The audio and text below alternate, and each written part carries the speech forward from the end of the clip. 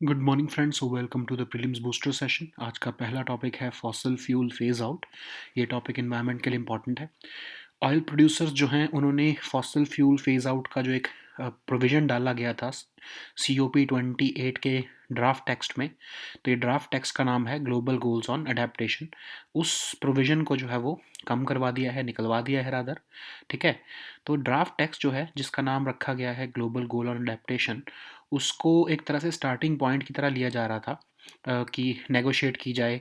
Final जो है negotiation जो है उसके ऊपर, इसी ड्राफ्ट टेक्स्ट के ऊपर की जाए COP 28 में। तो इस ड्राफ्ट टेक्स्ट को जो है एक चाहते थे जो है जितने भी मेंबर्स, कि वो उसका एक कॉमन गोल बन जाए सारे मेंबर्स के लिए। उसी के बेसिस पर जो है मिटिगेशन स्ट्रेटजीज जो है वो अनाउंस की जाएं। तो जो है लेकिन इसमें फॉसिल फ्यूल्स के ऊपर जो है पहली बार ऐसा हो रहा था कि शायद कुछ टेक्स्ट जो है वो अडॉप्ट किया जाएगा कि फॉसिल फ्यूल्स को कैसे हम फेज आउट करेंगे ग्लोबली। तो स्ट्रॉन्ग लैंग्वेज जो है वो यूज़ की जाने वाली थी।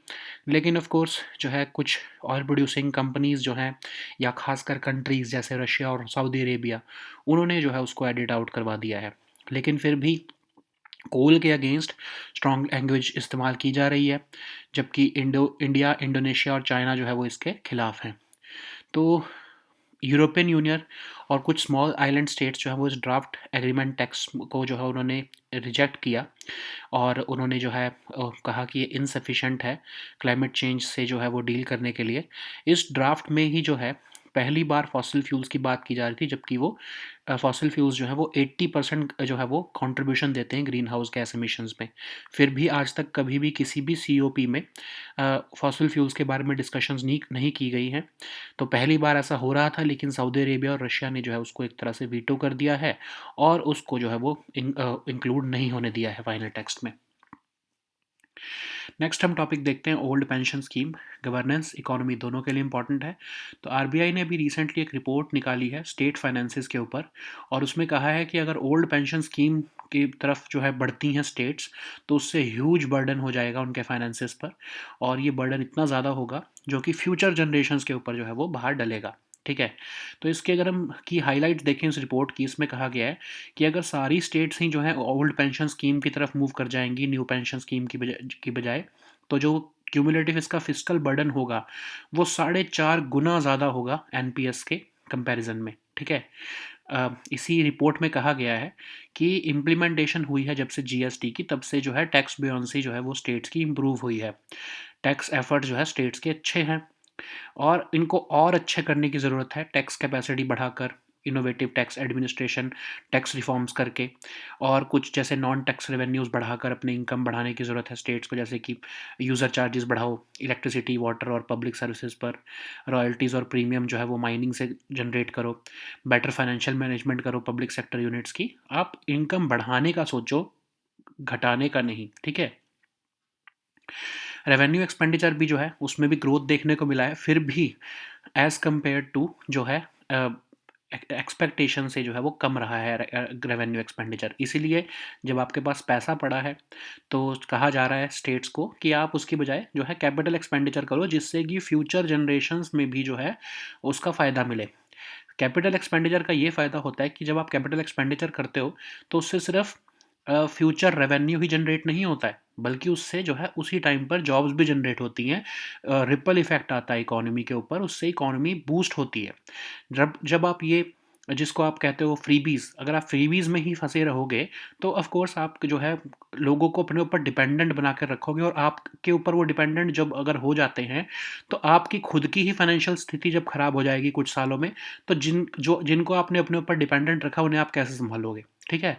इसीलिए फ्रीबीज आपको, हर एस्पिरेंट को ये समझना ज़रूरी है कि फ्रीबीज और सोशल वेलफेयर में डिफरेंस क्या है। दोनों में बहुत डिफरेंस होता है। फ्रीबीज और सोशल वेलफेयर एक इम्पॉर्टेंट कॉन्सेप्ट होता है जो हर गवर्नमेंट को करना पड़ चाहिए। फ्रीबीज जो हैं वो सिर्फ पॉलिटिकल माइलेज लेने के लिए की जाती हैं, जिससे कि स्टेट फाइनेंसिस के ऊपर बहुत ही बुरा इम्पैक्ट पड़ता है। ठीक है। स्टेट्स को कहा गया है कि आप अपनी फिस्कल मैनेजमेंट को अच्छे से जो है वो जैसे चला रहे हो अभी तक वैसे ही चलाओ, आप उसे क्यों ख़राब करना चाहते हो। जो टोटल आउटस्टैंडिंग लाइबिलिटीज़ हैं वो कम होनी शुरू हुई हैं as compare to pandemic year, आप उसी मार्ग पर चलते रहो एज़ कम्पेयर टू ये फ्रीबी कल्चर जो है, ये OPS scheme, old pension scheme जैसे जो फ्रीबीज जो आप अनाउंस कर रहे हो इसको छोड़ना पड़ेगा। ठीक है, तो ओल्ड पेंशन स्कीम है क्या?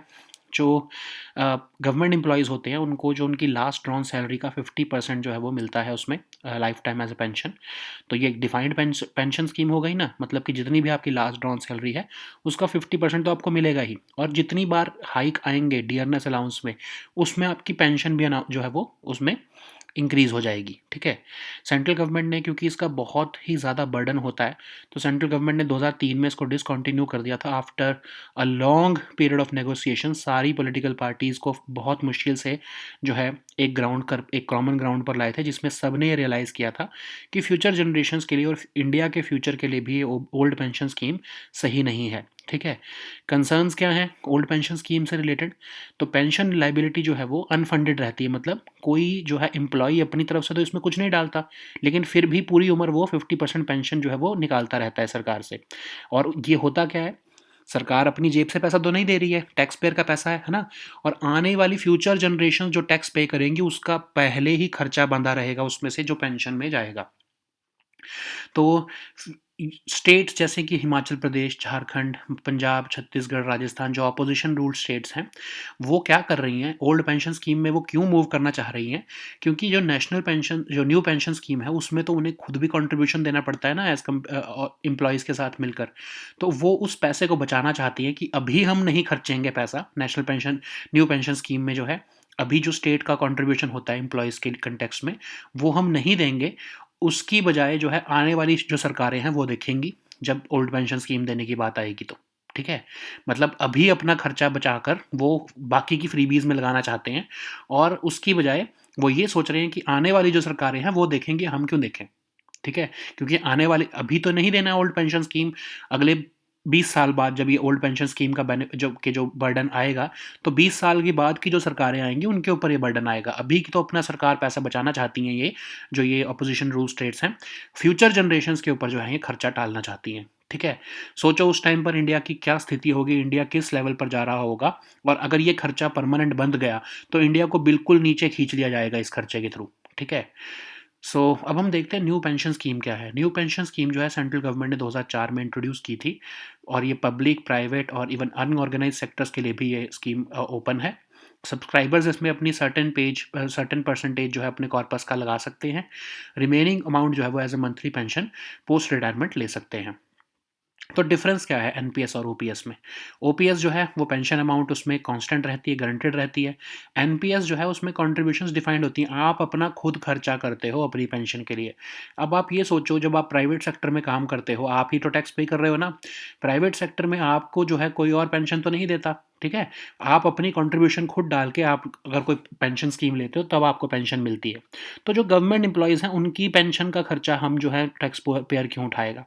ठीक है, सो नेक्स्ट हम टॉपिक देखते हैं रेडियो कार्बन डेटिंग। ये टॉपिक आपके इन्वायरमेंट के लिए इंपॉर्टेंट है, साइंस एंड टेक के लिए भी इंपॉर्टेंट है।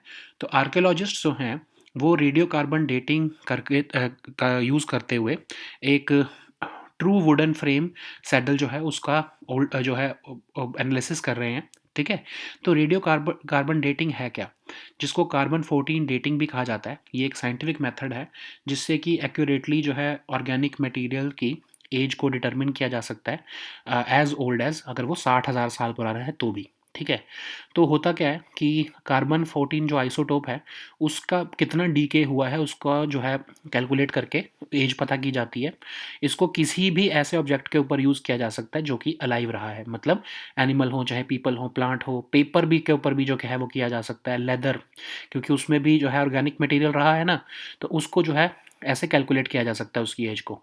तो प्लांट्स और एनिमल्स जो हैं वो अपनी पूरी लाइफ टाइम में कार्बन 14 जो है वो अक्यूमुलेट करते हैं और जब वो मर जाते हैं तो कार्बन 14 जो है वो धीरे धीरे डीके होने लगता है और अदर एटम्स में कन्वर्ट होने लगता है। तो साइंटिस्ट जो हैं वो ये देखते हैं कि कितना जो है रिमेनिंग कार्बन 14 एटम्स रह गए हैं उस पर्टिकुलर ऑर्गेनिज्म में, तो उसके बेसिस पर उनकी जो है एज डिटरमिन की जाती है। ओके, नेक्स्ट हम टॉपिक देखते हैं एक्सचेंज ट्रेडेड फंड्स। ये टॉपिक इकोनॉमी के लिए इंपॉर्टेंट है। तो टोटल इन्वेस्टमेंट जो है ईपीएफओ की एक्सचेंज ट्रेडेड फंड्स में वो पिछले 7 साल में लगभग 2.5 ट्रिलियन से ज़्यादा हो चुकी है। तो एक्सचेंज ट्रेडेड फंड्स जो हैं वो मार्केटेबल सिक्योरिटीज़ होती हैं जो एक इंडेक्स को ट्रैक कर रहे हैं, कमोडिटी को, बॉन्ड्स को या बास्केट ऑफ एसेट्स को। और ये किसी भी इंडेक्स हो, जैसे बीएससी, सेंसेक्स, किसी भी इंडेक्स को ट्रैक कर रहे हो सकते हैं। अगर आप इसको समझना चाहते हो तो सिंपल लैंग्वेज में आप म्यूचुअल फंड से इसको समझ सकते हो। म्यूचुअल फंड की तरह होते हैं ये, मतलब बहुत सारे स्टॉक्स का एक जो है ग्रुप होता है, एक बास्केट होती है, उसके साथ इसको इसके जो है प्राइस को अटैच कर दिया जाता है। ठीक है, मतलब उसका जो एवरेजिंग की जाती है कि कितना प्राइस उस उन स्टॉक्स का चल रहा है, उसके बेसिस पर ये एक्सचेंज ट्रेडेड फंड्स जो है वो ट्रेड हो रहे होते हैं। ठीक है, लेकिन म्यूचुअल फंड से इसका डिफरेंस क्या है? म्यूचुअल फंड जो जो लोग इन्वेस्ट करते होंगे उन्हें पता होगा, म्यूचुअल फंड जो है उसका तो जो है रियल टाइम बेसिस पर जो है प्राइजेस डिफरेंस नहीं आते हैं। मतलब डे के एंड में जो है जो भी प्राइस होता है उन पर्टिकुलर स्टॉक्स का, उसके बेसिस पर उस पर्टिकुलर डे का म्यूचुअल फंड का प्राइस बन जाता है। ठीक है, इंक्रीज या डिक्रीज जो भी होता है। लेकिन एक्सचेंज ट्रेडेड फंड जो है वो रियल टाइम बेसिस पर जो है वो स्टॉक मार्केट में ट्रेड हो रहे होते हैं। मतलब उन जैसे समझ लो 10 स्टॉक्स के ऊपर जो है एक्सचेंज ट्रेडेड फंड जो है वो कैप किए गए हैं। तो उन 10 स्टॉक्स के प्राइसेस के बेसिस पर ही ईटीएफ के भी प्राइसेस जो है ऊपर नीचे हो रहे होते हैं। ओके, तो ईपीएफओ क्या है? ईपीएफओ एक स्टैट्यूटरी बॉडी है, employees provident fund and miscellaneous act के अंदर इसको बनाया गया है। Union ministry of labour and employment के जो है एडमिनिस्ट्रेटिव कंट्रोल के अंदर है। एक ट्राईपार्टिट बोर्ड होता है, सेंट्रल बोर्ड ऑफ ट्रस्टीज, जिसमें कि रिप्रेजेंटेटिव्स होते हैं गवर्नमेंट के, स्टेट और सेंट्रल दोनों के, और एम्प्लॉयर्स और एम्प्लॉयज़ तीनों के जो है जो रिप्रेजेंटेटिव्स इसमें जो है वो शामिल होते हैं। यूनियन मिनिस्टर ऑफ लेबर और एम्प्लॉयमेंट जो है वो इसको चेयर करते हैं। ठीक है, नेक्स्ट हम टॉपिक देखते हैं रेड स्प्राइट। ये टॉपिक आपके साइंस एंड टेक के लिए इंपॉर्टेंट है। तो यूरोपियन स्पेस एजेंसी के एस्ट्रोनॉट्स जो हैं उन्होंने एक अनकॉमन अकरेंस जिसको रेड स्प्राइट कहते हैं उसको कैप्चर किया है, फोटोग्राफ किया है। तो रेड स्प्राइट एक basically extraordinary metrological phenomena है जिसको हम ट्रांजिएंट लुमिनस इवेंट भी कह सकते हैं।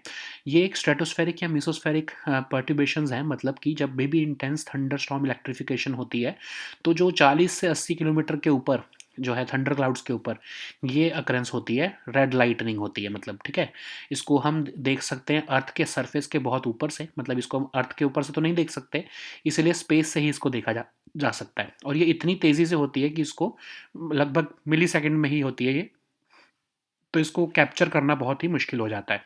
ठीक है, तो और भी जो है ये ल्यूमिनस इवेंट्स होती हैं, जैसे ब्लू जेट्स, जिसमें कि जो कि ब्लू कलर का होता है, ऑफ कोर्स एल्व्स, जिसमें कि रिंग शेप्ड ग्लोज बनती हैं 100 kilometres above the ground over thunderstorms, और इसको ऑफ कोर्स नेकेड आई से नहीं देखा जा सकता।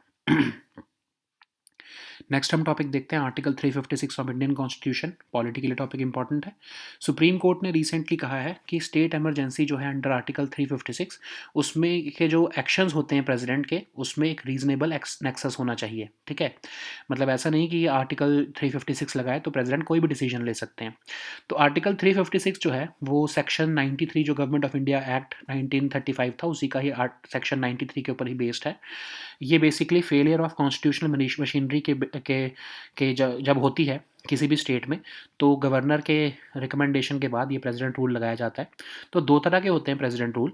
एक तो क्या होता है कि जब स्टेट गवर्नर जो है रिपोर्ट देते हैं प्रेसिडेंट को कि स्टेट गवर्नमेंट जो है वो अब कॉन्स्टिट्यूशन के प्रोविजंस के बेसिस पर नहीं चल सकती है मोस्टली, मतलब किसी भी पार्टी की मेजॉरिटी नहीं है, तो उस केस में जो है प्रेसिडेंट रूल लगा दिया जाता है। या फिर एक होता है आर्टिकल 365, जब कोई स्टेट सेंट्रल गवर्नमेंट की या यूनियन गवर्नमेंट की किसी रिकमेंडेशन को या किसी भी डायरेक्शन को मानने से इनकार कर देती है, और एक तरह से अम,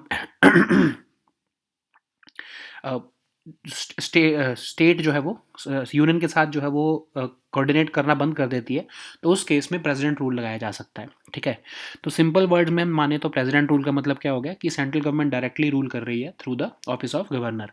इसके लिए पार्लियामेंट्री अप्रूवल ज़रूरी होता है। प्रेसिडेंट रूल जो है इनिशियली 6 मंथ्स के लिए लगता है, लेकिन 3 साल तक पार्लियामेंट्री अप्रूवल के हर 6 महीने बाद इसको एक्सटेंड किया जा सकता है। लेकिन 44th अमेंडमेंट जब की गई कॉन्स्टिट्यूशन में, तो ये कहा गया कि प्रेसिडेंट रूल अगर 1 साल से ज़्यादा लगाना है तो तभी लगाया जा सकता है अगर नेशनल इमरजेंसी लगी है इंडिया में, या फिर इलेक्शन कमीशन कहे, सर्टिफाई करके दे कि इसको ज़रूरी है करना, इस प्रेसिडेंट रूल को लगाना, क्योंकि इलेक्शन नहीं करवाए जा सकते। ठीक है, तो होता क्या है, जब प्रेसिडेंट रूल लगा दिया जाता है तो गवर्नर जो है वो एडमिनिस्ट्रेशन ऑफ स्टेट जो है वो बिहाफ ऑफ प्रेसिडेंट पर चलाते हैं। और ऑफ कोर्स बाकी सारे प्रोविजंस वहीं जो आपने पॉलिटी में पढ़े हैं कि स्टेट लेजिस्लेचर की पावर जो है वो पार्लियामेंट के पास चली जाती है। प्रेसिडेंट जो है वो ऑर्डिनेंसेस जो है प्रोमलगेट कर सकते हैं जब स्टेट के एडमिनिस्ट्रेशन को चलाने के लिए। और जब इसको ख़त्म करना होता है तो कोई पार्लियामेंट्री अप्रूवल की ज़रूरत नहीं है, सिर्फ प्रेसिडेंट की एक प्रोक्लेमेशन रखती है और इसको ख़त्म किया जा सकता है। ठीक है, नेक्स्ट हम टॉपिक देखते हैं, exercise VINBAX 2023। Topic security के लिए इंपॉर्टेंट है। तो इंडियन आर्म्ड फोर्सेस जो है उनकी कंटिजेंट 45 पर्सनल की हनोई में पहुंची है वियतनाम में, joint military exercise VINBAX 2023 में पार्टिसिपेट करने के लिए। तो एक्सरसाइज विन बैक्स जो है वो 2018 में इंस्टीट्यूट की गई थी। फर्स्ट एडिशन जो है इसका जबलपुर में मध्य प्रदेश में कंडक्ट किया गया था। और ये जो है इससे पिछली जो ये इवेंट हुई थी, जो ये आपकी जॉइंट एक्सरसाइज, वो चंडी मंदिर मिलिट्री स्टेशन जो चंडीगढ़ में है, वहाँ पर अगस्त 2022 में ये कंडक्ट की गई थी। ओके, तो इससे कोलैबोरेटिव पार्टनरशिप इसमें हम कंडक्ट करना चाहते हैं वियतनाम के साथ मिलकर, इंटरऑपरेबिलिटी, बेस्ट प्रैक्टिसेस शेयर करना चाहते हैं।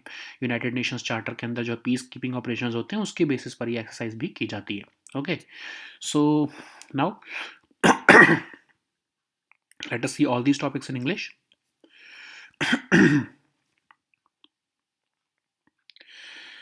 So the first topic is fossil fuel phase out. This topic is important for your environment section. So oil producers have watered down the provisions of fossil fuel phase out in the Conference of Parties 28 draft text. So this draft text was being negotiated, and it is being called the Global Goals on Adaptation. But on this global goals on adaptation is a text which became a starting point to negotiate a meaningful outcome for this COP28. The aim was to identify a common goal on adaptation, and there in this draft document there was a provision, or there was a text which was talking about phasing out of fossil fuels, but it has been edited out under the pressure from certain countries like Saudi Arabia and Russia, who are the oil producer countries. So still there is a stronger language which is being used against the coal, despite the fact that countries like India, Indonesia and China, which are the major consumers of coal power and developing countries, and they are finding it objectionable. So this draft text was talking about reducing both consumption and production of fossil fuels in a just and orderly manner, also in an equitable manner. So, you know that fossil fuels contribute nearly 80% of all greenhouse gas emissions, yet they have never been mentioned in any COP decision earlier. So, this was the first time that a fossil fuel phase out was being discussed in formal negotiations, but due to the intervention of oil producing countries like Russia and Saudi Arabia, it has been removed from the negotiations currently carried out at COP28. Okay. So the next topic is old pension scheme. This topic is important for your economy and your governance topics both. So RBI has recently released the report State Finances, a study of budgets of 2023 and 2024. So in this report, RBI has said that if the states resort to old pension scheme, this would put a huge burden on their finances, not just at the current moment but also in the future. So this would create intergenerational inequities, which would be detrimental to the state finances and to the benefit of local people as a whole. So, what are the key highlights of this report? So, this report is saying that if all the state governments start reverting to the old pension scheme instead of the NPS, the cumulative fiscal burden would be as high as 4.5 times that of the NPS. So, the RBI is saying that since the introduction of GST, the tax buoyancy for states have increased. The overall tax efforts of the states are also strong. So why are you hell bent on reversing this progress? Okay, so the RBI is saying that you need to further improve the tax revenues by strengthening the tax capacity, introducing the tax reforms, and also ensuring that there is effective and innovative tax administration. To increase your non-tax revenues, you should be charging user charges on electricity, water, and other public services. Also, focus on royalties and premium from mining, and also resort to better financial management of the public sector units. So the aim should be to increase your public finances rather than decrease it through freebies. So revenue expenditure, despite its growth, is still lower than the expectation. So of course, when you have not spent too much on a revenue expenditure, you have the funds available, then why not uh, undertake the capital expenditure. You, for all those who do not know, capital expenditure is a very uh, important expenditure for any state because it creates ripple effects in economy. For example, if you are constructing an infrastructure project in state, so it would create ripple effects on economy because then it would give contracts to the oil, steel sector, to the cement industry, and to so many other MSMEs. Okay, so this would create a ripple effect on economy. It would create demand, and not just, it would not just create future revenues, but it would also create jobs for the current generation. Okay, as compared to that, revenue expenditure, especially freebies. So for those who do not understand, you should be understanding the difference between freebies and social welfare. Social welfare is the duty of every state, but freebies is just for political mileage. Okay, so you need to understand the difference between two. The politicians would compel you to think that these two things are same. Freebies are not same as social welfare. Social welfare spending is the task of the government, but freebies is just meant for political mileage of certain politicians. Okay, so you need to disassociate yourselves from freebies. So anyways, so states are already on the path of prudent fiscal management. So the states are talking, the states total outstanding liabilities have also fallen as compared to the pandemic year. So why are so instead of continuing this task, some states, especially certain states like Himachal Pradesh, Rajasthan, Chhattisgarh, Punjab, so these states, opposition ruled states, they are resorting to this thing of old pension scheme. So for that, we have to understand what is old pension scheme. So old pension scheme is basically a defined pension scheme which is based on the last drawn salary of the employee. So 50% of the last drawn salary is given to them for lifelong. So it's a defined pension benefit scheme. Thus, employee does not have to contribute anything during his or her employment, as compared to the new pension scheme in which the employee also contributes, and this money, under the new pension scheme, that particular money gets invested, and the generated returns are then paid to the employee when he or she retires. Okay, so under this old pension scheme, the employee is not paying anything. Okay, so the monthly payouts of the pensioners also get increased with the dearness allowance increase, like for the government employee salaries. So because of this, because the of the huge expenditure involved in the old pension scheme, after a very long negotiation, and after a very long understanding of the issue, the all the political parties agreed in 2003 that this should be discontinued. Even the Congress parties, um, uh, Prime Minister Manmohan Singh had said that old pension scheme should not come back during his tenure.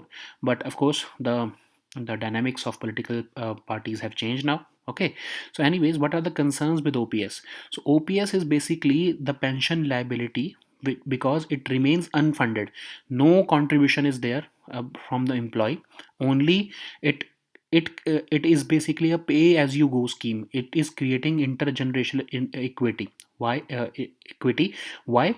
Because what is happening currently is that for new pension scheme, the state governments as employer and the employee of the of the state both are contributing their share for the new pension scheme, which gets invested, and then the same money gets with returns gets paid to the employee once he or she retires.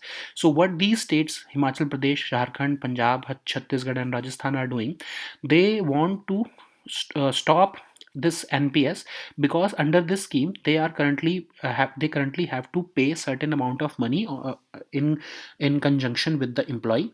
So they would save this money today, but they what they would end up doing is that for after 20 years, when the new the then governments would be there after 20 years, they would have to pay the old pension scheme benefits. Currently they are saving the money which they are otherwise paying in new pension scheme, just to use that money in their freebies or to win elections. They are transferring the expenditure to future generations. Okay, so they are postponing the current expenses to the future.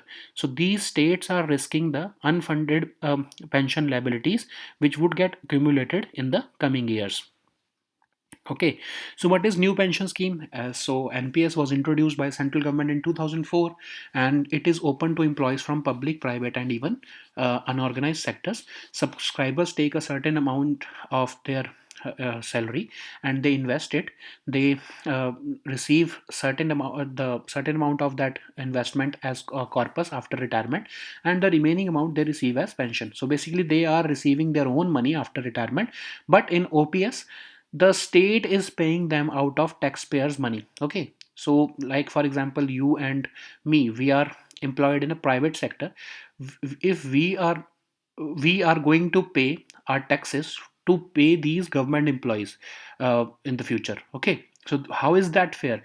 If these government employees, they do not want to pay their own their own for their own pension, but they want to rely on the taxpayer money for after their retirement. So that's not fair. Okay, so what is the difference between NPS and OPS? So OPS is the constant and guaranteed pension, whereas the NPS is based upon how much you have contributed, which is fair. Okay, so the next topic is radiocarbon dating. This topic is important for your science and tech and your environment section.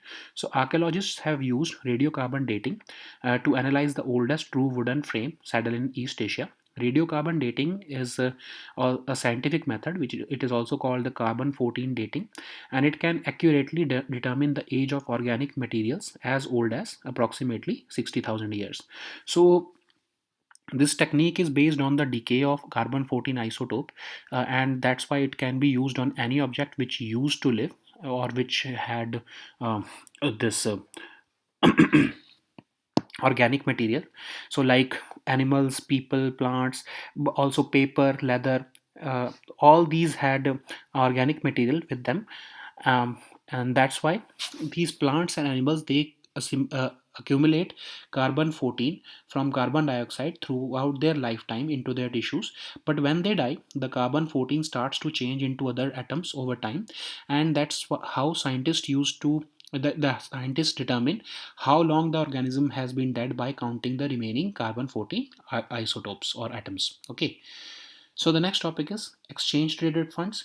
This topic is important for your economy section. So the total investment by the employees provident fund organization in exchange traded funds is more than uh, seven in more than 7 years has crossed 2.5 trillion rupees.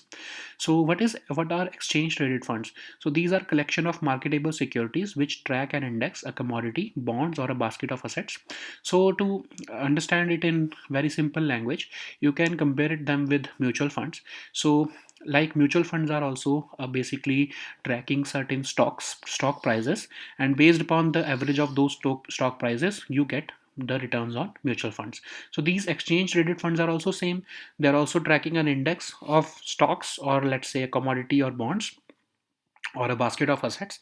But the difference between the mutual fund and exchange traded fund is that mutual fund does not reflect the returns on real time basis. So these mutual funds are not traded in the market, but these exchange traded funds are traded in the market. That's why they show the real time, like you see in stocks, the real time change in the prices of trade. But in mutual funds, you see the at the end of their day, the prices get reflected in the mutual fund. It is not traded on the stock exchange, but exchange traded funds, because they are traded on stock exchange, that's why the price changes or price fluctuates throughout the trading period. Okay. So what is EPFO? EPFO is a statutory body, and it is formed under the Employees Provident Funds and Miscellaneous Act of 1952. It is under the administrative control of Union Ministry of Labor and Employment. So this act is administered by this EPFO is administered by a tripartite board called the Central Board of Trustees, which has representatives of the government, both center and state, employers and employees. Okay, so this board is chaired by the Union Minister of Labor and Employment. So the next topic is red sprite. This topic is important for your science and tech section. So recently, European Space Agency astronaut has photographed an uncommon occurrence termed a red sprite. So red sprite basically is an extraordinary meteorological phenomena, and it is categorized as a transient luminous event. So it is also it is basically a stratospheric or mesospheric perturbations. So what happens is there, and what happens in this red sprite is that there is occasionally dubbed red lighting which occurs above thunder clouds at altitudes between 40 to 80 kilometers above the earth's surface. It happens so quickly that it happens in just about a millisecond. So that's why the scientists have find it very tricky to capture and observe it. So because they occur above thunderclouds, it is not easily studied from the earth, and they are mostly seen from space only. Okay, so there are other transient luminous events also, like the blue jets, which are quite faint and blue in color. Then there are elves, which are expanded ring shadow glows, and they take place around 100 kilometer above the ground over thunderstorms. Okay, they can't be seen with naked eye. So the next topic is Article 356 of Indian Constitution. This topic is important for your polity section. So Supreme Court has recently held that declaration of state emergency under Article 356 and the subsequent actions of the president should have a reasonable nexus. So Article 356, you know that it is based on the Section 93 of the Government of India Act of 1935, and it is basically the president rule which is imposed on the grounds of failure of constitutional machinery.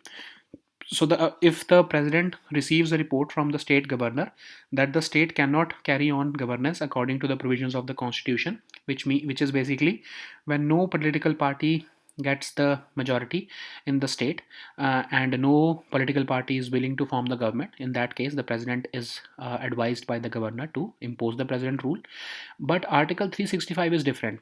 So under this, the president rule is imposed when the state fails to comply with the directions given by the union. Okay, so in simple words, the president rule is basically the state where the state government gets suspended and the central government starts ruling the state through the governor. Okay, so parliament approval of course is necessary. Initially the parliamentary approval is the president rule gets approved for 6 months. Later it can be extended for a period of 3 years with parliamentary approval every 6 months. But since the 44th Amendment, the president rule cannot be extended beyond 1 year unless there is national emergency in the country, or if the election commission says that or certifies that it is necessary to continue the president rule because the assembly elections cannot be conducted in the state due to certain reasons. So what happens when the president rule gets imposed? So the governor starts carrying on the administration of the state on behalf of the president. Then of course the legislative assembly remains suspended or gets dissolved by the president. And the president also gets the power to declare that state legislature's power would be exercised by the parliament, and even the president can promulgate ordinances with the respect to the state's administration. Okay, so the proclamation of the revocation of president rule can be done by just a president proclamation. It does not require any parliamentary approval. So the next topic is exercise Winbex 2023. This topic is important for your security section. So recently Indian armed forces have reached Hanoi, that is in Vietnam, to participate in the joint military exercise with Vietnam called WinBEX 2023. So this exercise was instituted in 2018, and the first edition occurred at Jabalpur, Madhya Pradesh. The last edition was conducted at Chandi Mandir military station, that is in Chandigarh, in August 2022. And this year the exercise will be conducted in Hanoi, that is in Vietnam. Okay, the aim of this exercise is to, of course, foster collaborative partnership, promote interoperability, share best practices between the two states and the two sides, and all this gets uh, all this exercise gets instituted under the Chapter 7 of United Nations Charter on Peacekeeping Operations. Okay, so these were our topics for today. We'll meet next time with new topics. Until then, goodbye and take care.